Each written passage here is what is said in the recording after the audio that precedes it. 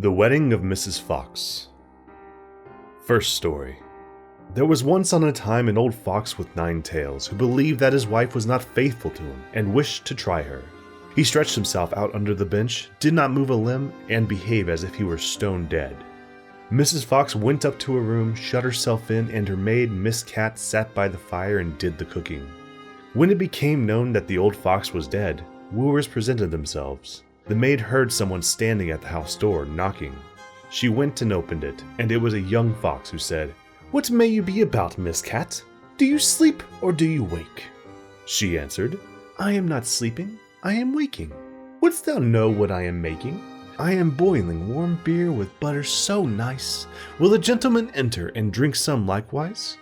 "No thank you, miss," said the fox. "What is Mrs. Fox doing?" The maid replied, "She sits all alone and makes her moan, weeping her little eyes quite red, because old Mr. Fox is dead." "Do just tell her, miss, that a young fox is here who would like to woo her." "Certainly, young sir." The cat goes up the stairs, trip trap, the door she knocks at, tap tap tap. "Mistress Fox, are you inside?"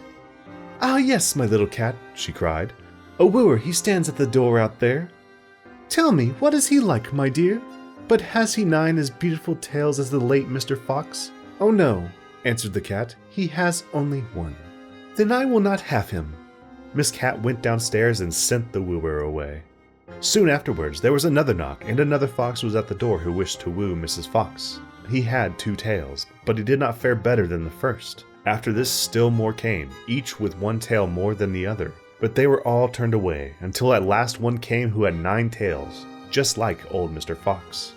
When the widow heard that, she said joyfully to the cat, "Now open the gates and doors all wide, and carry old Mr. Fox outside." But just as the wedding was going to be solemnized, old Mr. Fox stirred under the bench and cudgeled all the rabble, and drove them and Mrs. Fox out of the house. Second story. When old Mr. Fox was dead, the wolf came as a wooer and knocked at the door, and the cat who was servant to Mrs. Fox opened it for him. The wolf greeted her and said, "Good day, Mrs. Cat of Carrowit. How comes it that alone you sit? What are you making good?" The cat replied, "In milk I'm breaking bread so sweet. Will a gentleman please come in and eat?" "No, thank you, Mrs. Cat," answered the wolf. "Is Mrs. Fox not at home?" The cat said, "She sits upstairs in her room, bewailing her sorrowful doom, bewailing her trouble so sore, for Mr. Old Fox is no more." The wolf answered, "If she's in want of a husband now, then will it please her to step below?" The cat runs quickly up the stair, and lets her tail fly here and there, until she comes to the parlor door. With her 5 gold rings at the door, she knocks. "Are you within, good Mistress Fox? If you're in want of a husband now, then will it please you to step below?" Mrs. Fox asked, "Has the gentleman red stockings on? And has he a pointed mouth?" "No," answered the cat. "Then he won't do for me." When the wolf was gone, came a dog, a stag, a hare, a bear, a lion, and all the beasts of the forest, one after the other.